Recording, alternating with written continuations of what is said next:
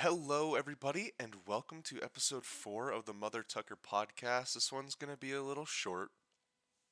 Um, Starting off, I just got to touch up on my stance in this war. The war has moved on past Charon versus Harry's group into Charon and a few allies versus BDE and a few allies, or whatever. Now, it's turned into a community war, and I just want to state my stance on this. I had the honors of being DM'd this morning, literally right when I woke up to check Instagram. I started getting flooded with messages. Now, these messages were basically saying that I'm taking sides. Yes, I did take a side, but I don't have that side. The reason I had Harry's side at the beginning of this conflict was because constantly he was being called out for stuff. He was constantly being DM'd and all that shit. It moved on from just stories of trying to expose and threats of other things to Harry going into people's DMs and saying some questionable things. Harry, yes, I'm sorry, but I gotta be blunt. I gotta be honest. I've seen the DMs of you saying people to kill themselves, which I'll assume was you.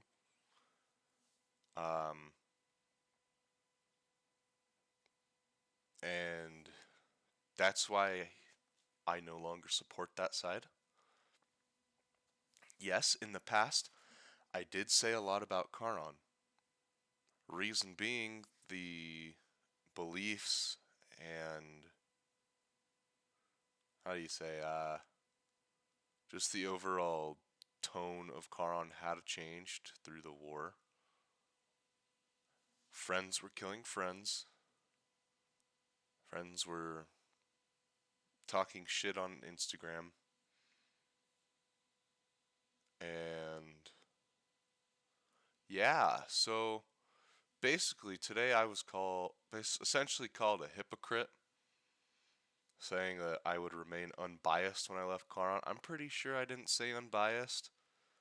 What I meant, and if I did, which I'm pretty sure I didn't, I'm pretty sure I said I won't attack Charon. And I still haven't to this day. I have not attacked Charon. I have not joined games, and I haven't raided anybody. I haven't stabbed anybody. That's what I said when I was leaving. I won't attack Charon.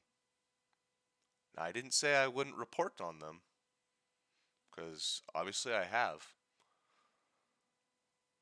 But let me make this clear. I am not on Harry's side. I am not on Charon's side.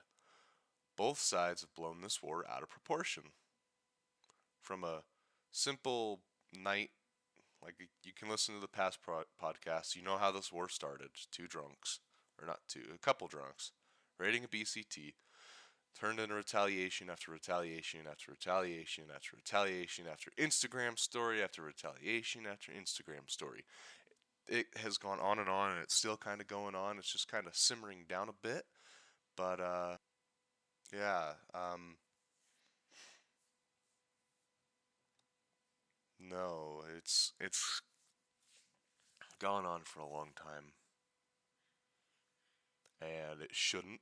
It should have been done a long time ago, but now it's just like, oh, these people need to surrender. No, these people need to surrender. No, we're going to use glitches. Okay, we're going to use glitches too. Happy to state that one side is going to stop using glitches over new leadership. They have decided, okay, no more glitches, blah, blah, blah. And, sorry, I just saw a funny DM. But, no, I don't agree with any side right now. So, anything of me supporting a specific side on the past was just because of the current events, and the other things weren't put into light yet. So just know, I'm still in the middle of everything, just reporting on it. I have not lifted a finger on anybody. I haven't shot a single bullet at anybody on either side. I've just been watching Instagram, listening in Discords, and taking notes because that's what I should be doing. You know, reporting on things because that's what I wanted to do with this podcast is just report things on the community. So again, I am not on Harry's side. I do not support the war effort for any side. Everyone in this war has said some things that they may or may not regret in the future. Not saying that I'll have anything to do with it, but it will affect your future within the community, I'm pretty damn sure, because there are screenshots floating around of a lot of things. And people send me stuff all the time. Report on this, report on that. Things I wish I could report, but I can't. For legal issues, yes, legal issues for a video game. I've studied enough law to know when I can't report specific things because it's a not gray line. It's a very thin line between legal and illegal. So I decided not to report on it. There's a lot of things that some people don't know that I know, and I can't share that information because I'm a good lawful boy, right? But this war needs to end. Glitches need to end. All sides. And yeah, that basically sums up how I feel in the war. Again, last time I'm going to say this. I'm in the middle. As much as I've talked about Charon, I'm unbiased. Now, again, I'm going to state this. If you are told to unadd me or block me for whatever reason, just know that you do not have to. No matter what you're told, I'm a friend to everybody. All my friends in Charon, all my friends in BDE, I still hang out with y'all. Hell, sometimes even more now. Don't let that be taken away.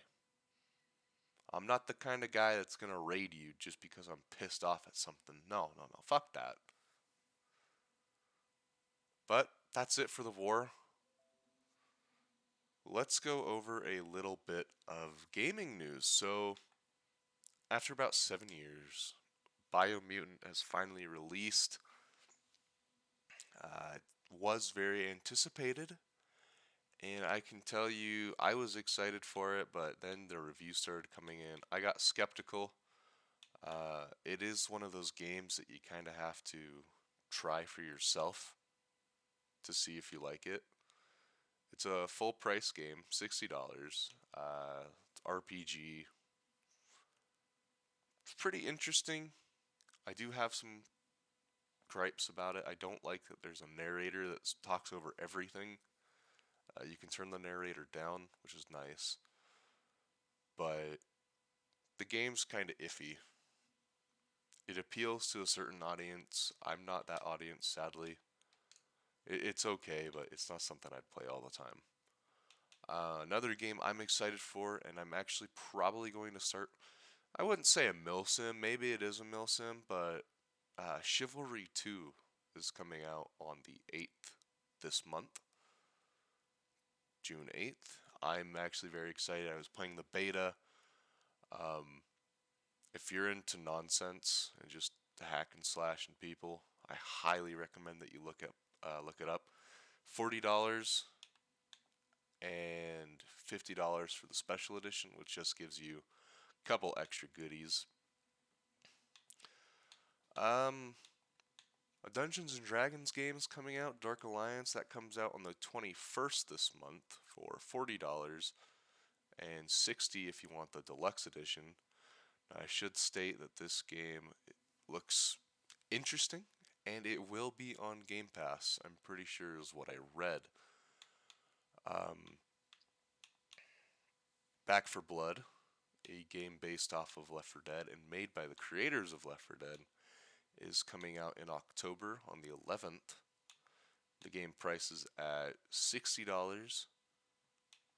$90 for the deluxe edition. Which honestly is kind of a steep price for deluxe edition. Usually those are about $10 more or 15. There is a trailer for it, so I highly recommend you look it up. And there is an ultimate edition for $100, which is usually what ultimate editions go for. Dying Light 2 finally has a date. I've been excited for this for quite a long time. We've been left in the dark for I don't know how long, but the day is finally upon us. December 6, 2021. I believe it's the official date is the 7th on at 12 in the morning EST. Game goes for $60. The deluxe edition goes for $80 and the ultimate goes for $100. Far Cry 6 is finally coming. That comes out October 6th with some big old prices. There is a trailer out now, a gameplay trailer if you haven't seen it. It looks like it's going kind of back to its roots after what happened in Far Cry 5 and Far Cry New Dawn. I wasn't a big fan of those, but Far Cry 6 looks interesting. It's pricing for $60 for the standard edition, $100 for the gold edition, and $120 for the ultimate edition. Now these prices are kind of steep, I get that, and this is something that Ubisoft has been doing for a little bit. Um, Sadly, I bought Watch Dogs for $100, which I regret because Watch Dogs was kind of it was a flop. I was excited for it and it flopped, and I bought Assassin's Creed Valhalla for $120. Insane, I know. Um, that sums up that news on new games coming out. The Rust servers will be up shortly. I believe next month we'll be able to purchase servers, so please look out for that. A couple of new games have gone up on Game Pass. These include MechWarrior 5, which I've never heard of. Looks interesting. It looks like a arena style game. Conan Exiles, which is pretty good. I used to own a server. I could probably open it up again if people were interested and helped pay for the server. I'd pay for most of it, but Conan Exiles is fun. I got this big server with huge ass buildings everywhere. Maneater, the Shark RPG, is on Game Pass. Knockout City, EA's new dodgeball like game. Wild at Heart, no idea what that is. The Catch, Carp, and Course Fishing, which is a fishing game. And SnowRunner. Red Dead is also on Game Pass, but that's kind of old news. It's just Red Dead Online. Um, it's interesting. I like seeing Red Dead come on Game Pass because last time that happened, it was a bunch of new players, and they are feisty. They like to start fights for no reason, and all it takes is one express round to the chest to kill them, and it's funny to watch them try to fight. Like, I can't tell you how many times I'll be riding past someone and I'll turn around to see them aim at me, and it's a level 5 trying to get the jump on me, and he just gets destroyed.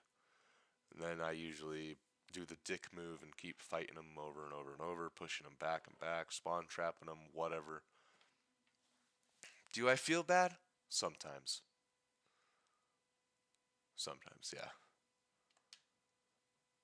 But no, that's going to wrap up the episode. If you guys have any questions, feel free to message me at MotherTuckerPod on Instagram, and I will get back to you usually in the same day, maybe right away, because I got my phone on me all the time. Shit goes off, I look at it.